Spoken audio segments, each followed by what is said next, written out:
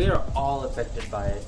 Without it, we would not be able to stay on the ground and instead fly off into space. Now, when you hear the word gravity, what do you imagine? An object that falls to the ground, pulled down by an invisible force? You see, Newton was puzzled by this. He knew that gravity was caused by the mass of the object, but there shouldn't be an invisible force. It should all be exerted by something. This is where Albert Einstein, you might have heard of him, and his theory of general relativity come into play. You see, Einstein thought of how gravity itself worked. It isn't affected by temperature, as it stays the same during the hot summer and in the cold winter, and it isn't affected by the size or volume of an object. Instead, it was the amount of matter in the object, or the mass. See, Einstein figured that the mass somehow distorted space and time to cause other objects to move towards each other. Here, let me demonstrate it for you.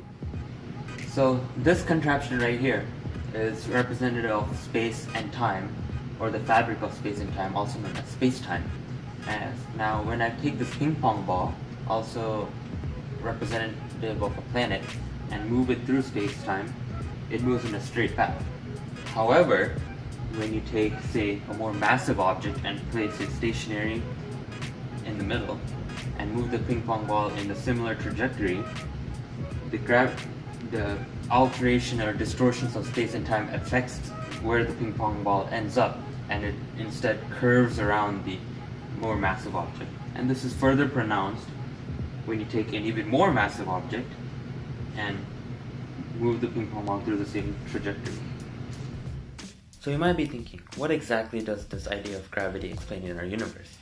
Well, for one, it predicted the gravitational lensing of light, or the path of light being altered by a large body.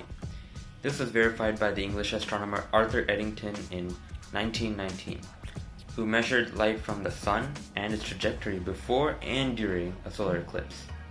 What he found out was that light shifted 1/2000th of a degree, a shift too large for Newton's theory to explain.